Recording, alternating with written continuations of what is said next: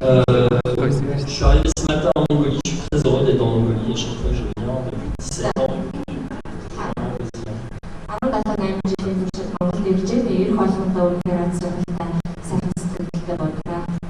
Alors tout à l'heure, je vous ai dit qu'il y avait beaucoup d'occlusions chroniques au début de l'expérience mongole.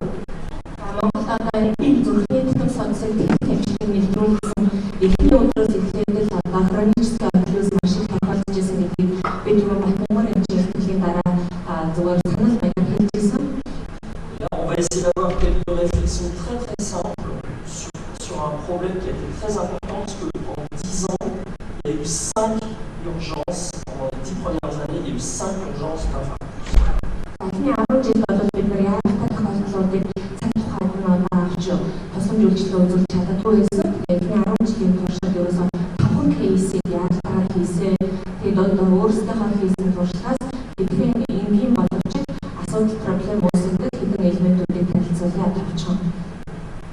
Je vais faire très simple, parce que si on regarde sur Internet, quand j'avais regardé il y a quelques années, il y a 13 millions de références, il y a 6500 articles, donc on ne va pas tous les voir.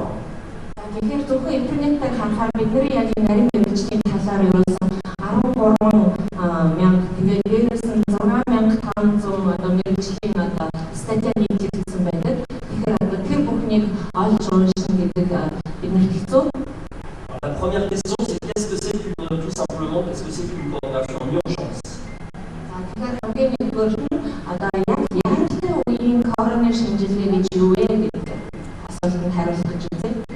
Alors en France, les infirmières qui travaillent sur les urgences, elles doivent être là, sur place, en une demi-heure.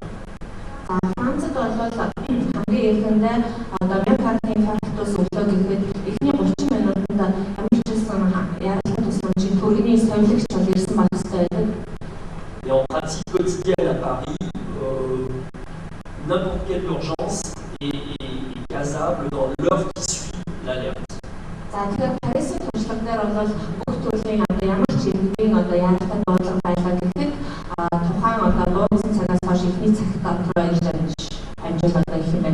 Alors, je ne sais pas quelle est la situation au Ulaanbaatar, mais je pense que l'équipe actuelle à Chastine est capable d'accueillir un malade dans l'heure qui suit l'alerte.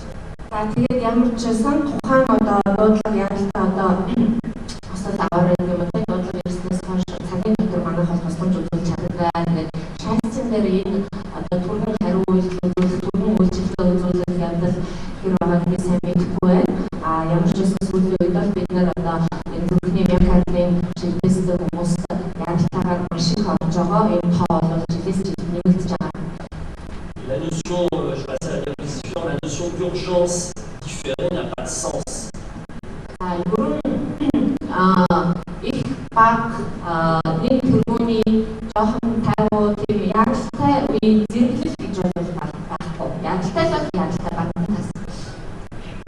Alors tout ça c'est justifié simplement quand on regarde les statistiques. Une heure gagnée sur un infarctus, ça a un impact sur le pronostic très important. Ça s'est connu depuis longtemps. Voilà.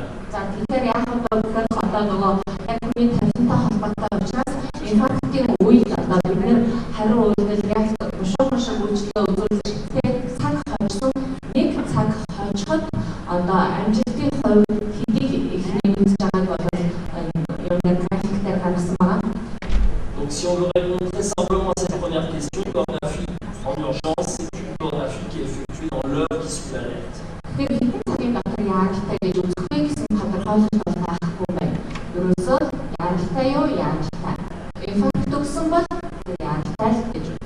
Et dans un centre qui est capable de le faire 24 heures sur 24 et 365 jours de l'année.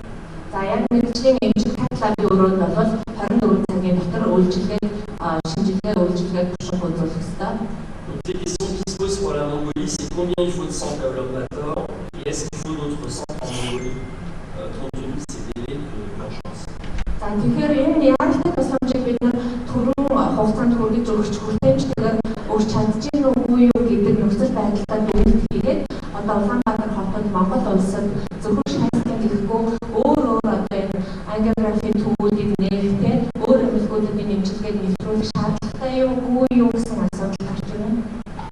Alors la deuxième question qu'on peut se poser, c'est qu'est-ce qu'il y a comme mode d'indication à une échographie en urgence? Яг тэр үеийн хорог хийхэд хамгийн зөв магадлал өндөртэй заалтууд юу юм бэ? Alors avec l'ancienne classification, c'était assez simple. C'était simplement à chaque fois qu'on suspectait un infarctus du myocarde. Тэгэхээр хуучин одоо классик ойлголтоор бол миокардын шивдээс гэсэн одоо таамаг с жиг байх юм бол энэ бол indication мөн гэж үзчихсэн. Avec la classification moderne, c'est un petit peu plus compliqué. Parce que si, quand il y a un sus-décalage du segment ST, il faut mettre le patient sur table en urgence. C'est plus compliqué quand il n'y a pas de sus-décalage, c'est une situation qui est très complexe, on va voir pourquoi. Тэгэхээр сүүлийн үеийн англи одоо заалтууд дээр болохоор нэлийн одоо сложны болж хийж байгаа тийм яг одоо энэ хүнийг каталогт оруулах хэрэгтэй юу уу нөгөө экогений бичлэгийн үзүүлэлтийн нарийнчлал нь бүр илүү нарийн одоо шинжилгээ шаардж байгаа. Voilà par exemple le type de schéma qu'on trouve quand il n'y a pas de sus-décalage. Pour prendre une décision, bien, ces schémas sont très bien faits.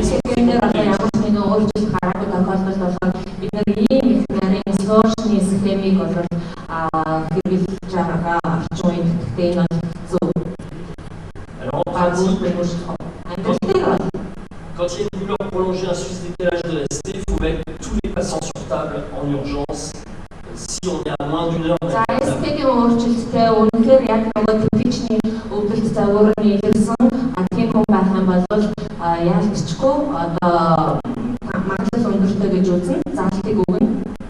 et s'il n'y a pas de sus-décalage, en fait, c'est la clinique qui va primer, c'est simplement en pratique quotidienne.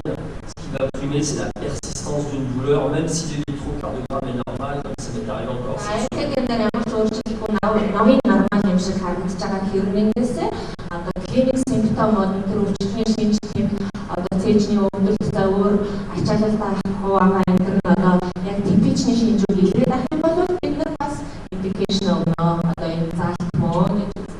Parce que dans ces cas-là, on retrouve souvent des circonflexes qui sont occluses ou alors des artères qui sont partiellement collatérales.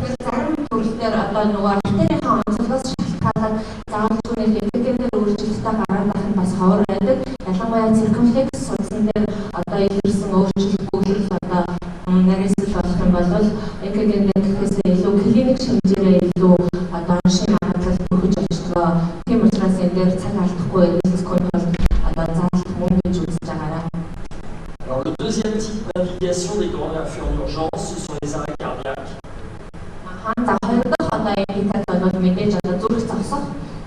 Et ceux qu'il faut mettre sur table, c'est les patients qui ont eu un rythme choquable, c'est-à-dire essentiellement des troubles de rythme ventriculaire.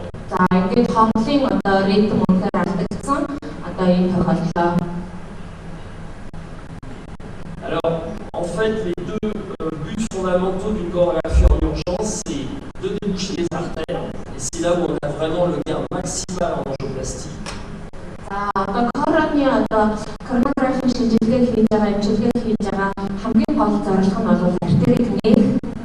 Y compris sur le plan économique, puisque ça permet de raccourcir les délais d'hospitalisation. À l'heure actuelle en France, les infarctus ils restent parfois 2-3 jours, maximum 5 jours à l'hôpital.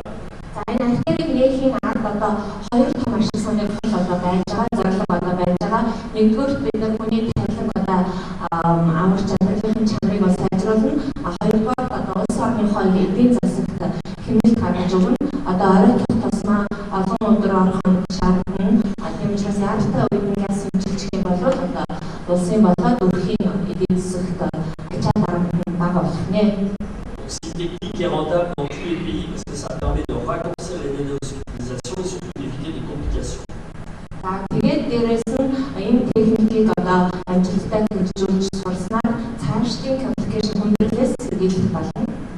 Et même quand on ne débouche pas sur une angioplastie, en fait, même si c'est une coronographie normale, ça permettra de mieux trier les patients, également d'avoir une rentabilité économique correcte.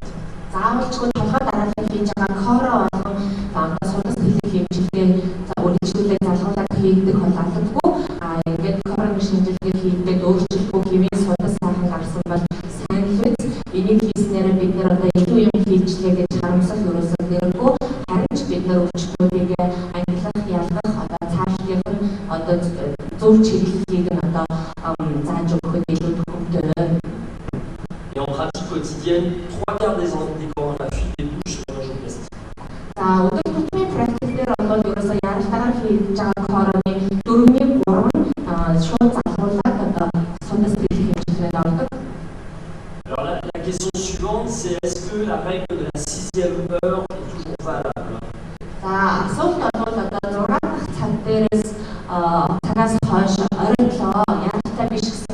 руу орчлоо гэж үзэгдээ. Энэ одоо хэл зэрэг үнний хувьтай вэ гэсэн нэг юм асуулт гарч ирж байна. Alors la réponse est oui, il faut essayer vraiment de dilater en urgence les infarctus avant 6 heures, ça reste une règle, c'est là où le gain est vraiment maximal. Тэр одоо маань мэдээ өндөр хөгжсөн орнуудад бол энийг хариулт бол тийм гэсэн хэвээрээ байгаа. Одоо 6 цагийнхаа дотроо л одоо аль болох хүнээ эмчилж хорогоо хийж 6 цагаас оройх юм бол хүндрэл одоо үүсэх магадлал эрсдэл бол ихсээд явчихлаа гэдэг энэ философи энэ ойлголтод хадгалагдсан хэвээрээ байгаа шүү.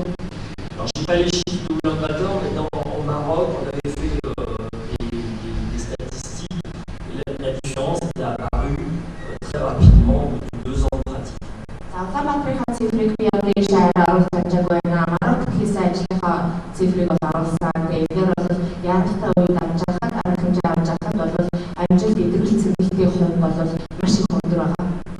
Alors ça ne veut pas dire qu'il ne faut pas mettre sur table les patients après 6 heures, mais l'attitude doit être moins dogmatique. Il faut traiter au cas par cas. Энэ асуулт бид одоо бас нэг жоохон догмын шинжтэй хандах хэрэгтэй. За одоо тэрнээ тэргүй 6 цаг өнгөрцөн. Яг гоо маргааш хийсэн яг нөгөө хийсэн тэгээд бас алмаар ч наацаарч болохгүй байна. 6 цаг өнгөрсөн ч гэсэн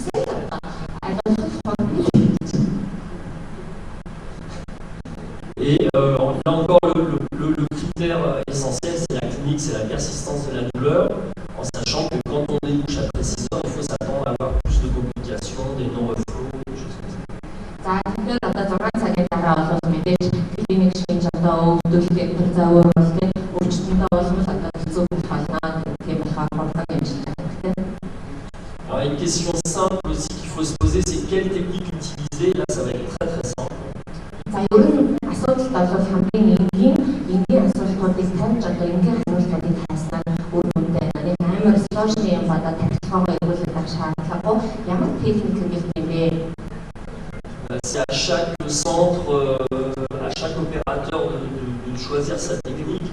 Mais en gros, ça sera toujours déboucher l'artère et mettre un stent.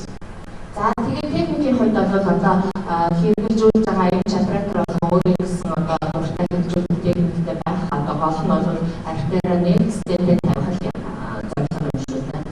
Parce que toutes les autres techniques n'ont pas donné grand-chose. La thromboaspiration a démontré que ça n'était pas efficace de façon systématique. Ça doit être réservé à quelques cas seulement, mais on peut faire une За өөр бусад техникүүдийг одоо энэ манай мэргэжил санал болгоод хэрэгжүүлж туршиж одоо тестэлж үзэжсэн боловч одоо артерийг нээж стент тавихаас илүү шалгарсан сайхан техник өнөөдрийн байдлаар батлагдаагүй байна. Одоо тромбосакшн гэдэг байгаа тийм саруулах хэмтрийг бол туршиж үзсэн. Гэхдээ үнэхээр энэ бол хийх тохиолдол маш хязгаарлагдмал онцгой хэмтрийг тохиолдолд хэрэгжиж байна. Alors ensuite se pose le problème de savoir qu'est-ce qu'il faut dilater, c'est-à-dire quelle est la lésion coupable, est-ce qu'il faut toucher les autres artères en urgence et est-ce qu'il faut toucher les artères qui sont déjà débouchées. За ингээд коронавирусны өвчлөлт хэлтүүлээд шинжилгээгээ хийлчлээ. Одоо цаг байна уу, энэ гар шуу байна уу, юуруугаа судас руугаа зүрх рүүгээ артериал руугаа орчлоо. Юу яг алийг нь хэлэх юм бэ гэдэг бол мэдэх хэрэгтэй тийм. Аль судаснаас хэлэх юм бэ? Alors l'artère coupable en général c'est très facile à la reconnaître, il peut y avoir des petits problèmes parfois dans certains cas. За зөвхөн одоо гол харагддаг концептээр бол одоо маш хамгийн энгийн амжилттай техникны байдаг. Il y a des techniques, l'artère va pas bien latéralisée, l'artère où il y a un vide angiographique. За ангиографийн үед одоо сайн одоо экрандэр ингэж гоё харагддаг сайтай нүдэнд их тийм артериуд бол ажиллахад урамтай байдаг. Зарим яг жижиг хүндрэлүүд одоо коллатерал салаа салбар одоо баг үүссэн ч гэх юм уу тийм өөр одоо тийшээ салбарлаж одоо цусны урсгал одоо баг байх гэдэг юм байх гэсэн тийм жижиг проблемүүд байгаа. Donc c'est assez facile, ça pose des problèmes dans moins de 5% des cas. Гэхдээ ингээд нүдэнд харагдаад одоо артер маань экран дээр гоё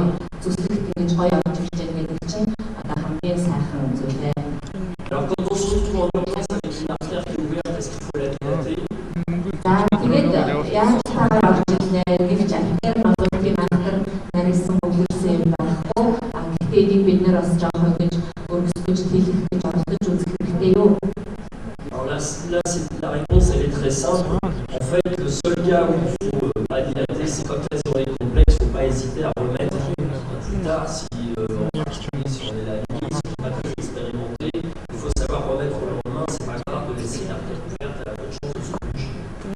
За тэгэхээр одоо нэг жоохон ч гэсэн цусны урсгал байгаа тохиолдолд бол тийм эсвэл шөнийн цагт ч юм уу эсвэл одоо хэтэрхий хүндрэлтэй хийхэд хэцүү кейс байх юм бол тэрийг заавал нэгэн одоо оруулсан дээр ингээд цустай дулан байдлыг олгох тийм эрсдэл хийжсэнээс одоо зүгээр авчихсан бас яриад. Et là encore, si une artère est ouverte, la situation est simple, il vaut mieux la dilater dans le même temps, ne serait-ce que pour des problèmes économiques.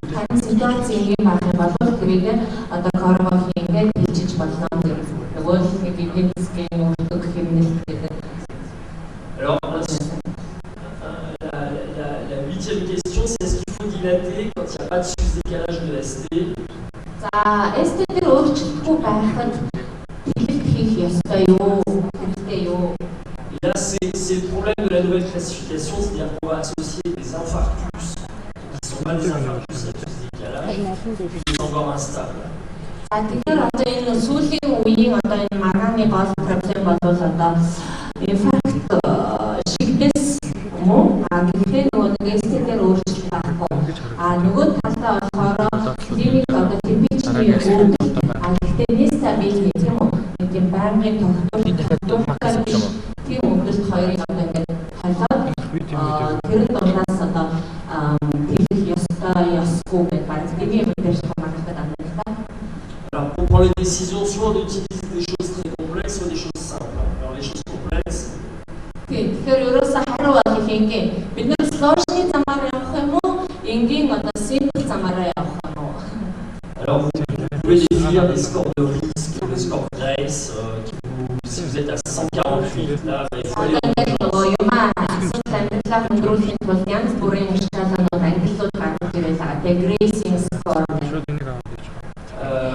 scores, voilà, NST, SIS, vous mettez tout un tas de paramètres.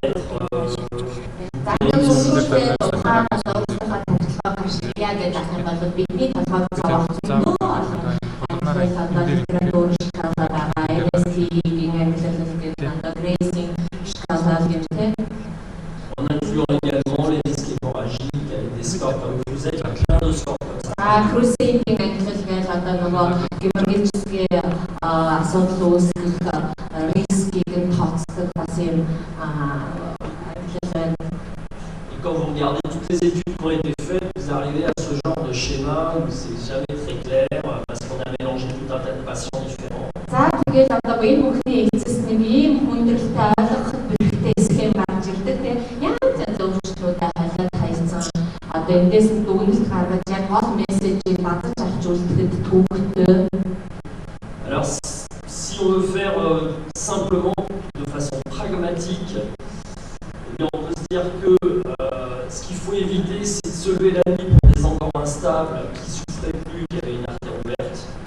За тэгэхээр бид нар одоо асуудалтай арай илүү прагматиктэй байдлаар хандаад ер нь яг юу хийх ёстой юм, хүний ерөнхий байдал ямар байгаа, судсан таг бүгдэрсэн юм уу, жоохон ч гэсэн цусны гүйж байгаа юм уу, өвдөлт нь ямар байгаа, яг энгийн элементарны боловч яг түлхүүр гол үзүүлэлтүүдээр гартаа болон одоо толгоондоо сайн мэдлэг болгож байна шиг хамгийн чухал.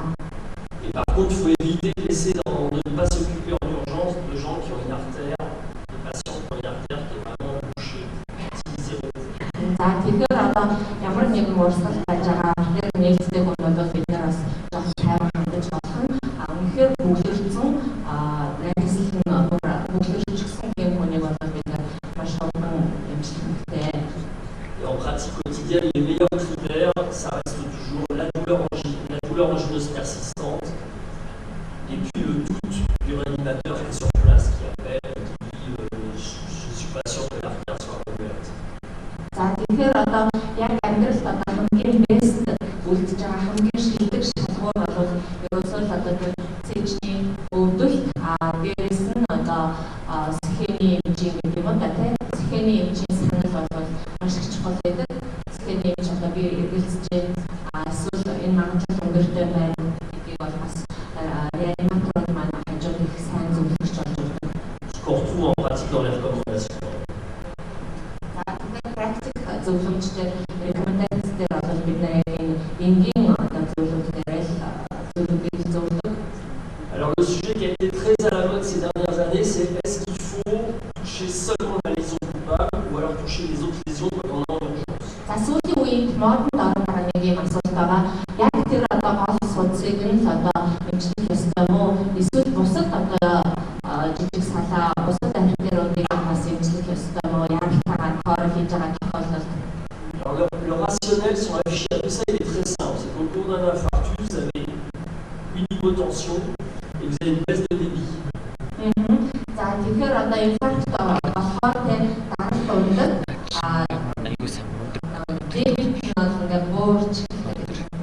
Donc dans ces cas-là, on pouvait avoir une souffrance sur des territoires où il y avait des lésions chroniques et parfaitement stables.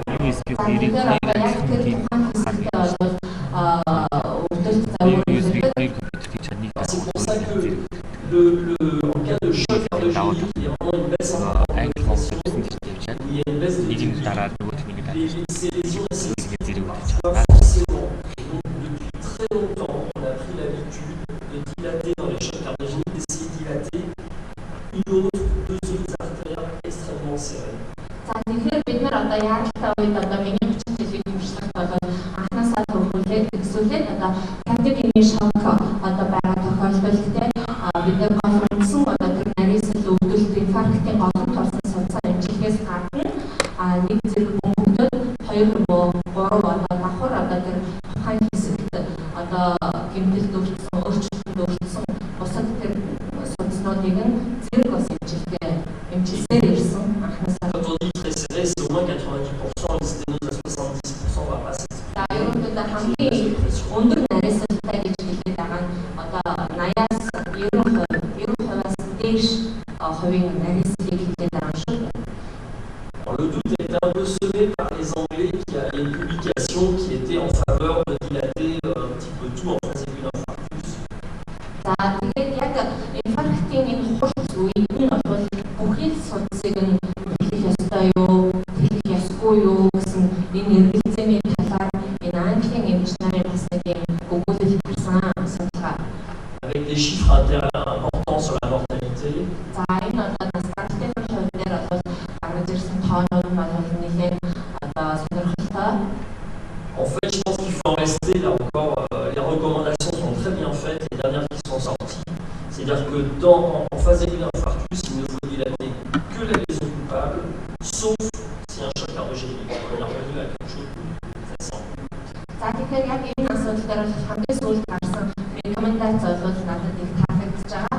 Энэ болохоор яг яалттай үед инфарктын хурц үед нь яалтайгаар хорог хийхдээ яг тэр зөвхөн одоо гол нарийнсэл өртсөн судасаар эмчил.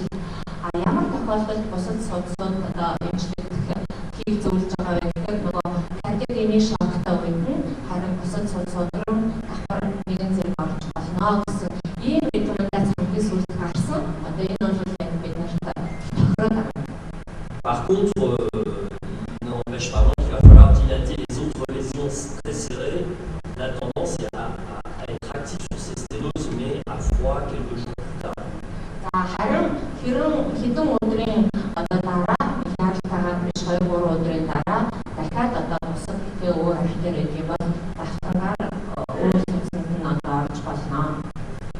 Alors les deux dernières questions, c'est quand on fait des examens d'échographie en urgence, on les fait pour des arrêts cardiaques. За дараагийн асуулт нь болохоор яг зүрх зогссон үед бид нар одоо яалтай хорог хийх ёстой юу? Alors dans l'hôpital où je travaille, on fait pas mal d'urgences. Et en gros, savoir que c'est très intéressant de faire des coronographies aux arrêts cardiaques sur rythme chocal, c'est-à-dire quand il y a des troubles au rythme ventriculaire. За хооллын одоо ритмийн өөрчлөлтөд Puisque dans 70% des cas, on trouve une occlusion récente.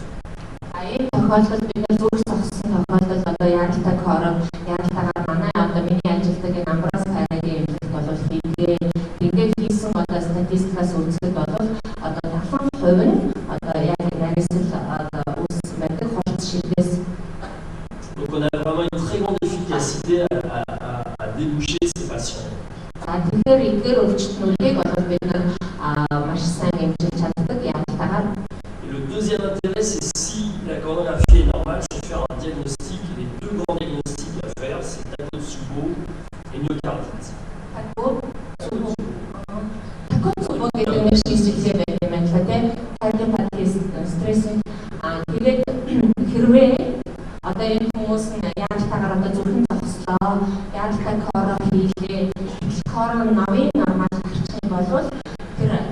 бод идэд юу хийдэг гэнэ шинжилгээг үргэлжлүүлж. Donc la coronographie en urgence dans l'arrêt cardiaque avec l'hypnochocal, c'est quelque chose de très intéressant. Et dernier élément, Тэгэхээр хооллын одоо ритмын өөрчлөлттэй зүрх зогссон үед одоо яартай хийхгүй гэвэл хийнэ гэж зөвлөж байна. et là je serai très bref parce qu'on pourrait, il y a des tas de publications, c'est qu'est-ce qu'il faut comme environnement pharmacologique. За одоо энэ одоо бүтээгдэхүүнтэй одоо фармацевтик талаасаа ямар юм бэ? Энийг би одоо хурдан яана танаас үзэх. Alors en France, il y a des protocoles très très variés selon les SAMU, selon les systèmes d'urgence.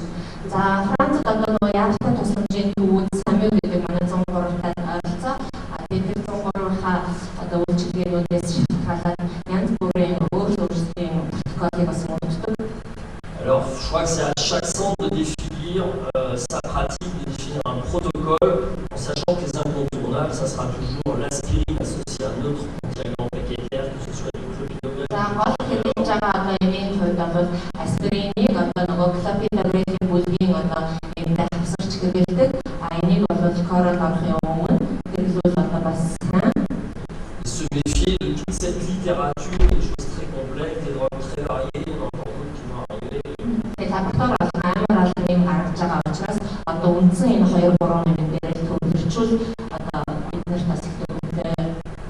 Alors en conclusion, les éléments qui paraissent vraiment importants dans le sujet, c'est premièrement d'essayer de viser le délai d'1 heure, ce qui pose vraiment problème parce qu'en pratique, pour les praticiens, c'est une charge de travail très importante.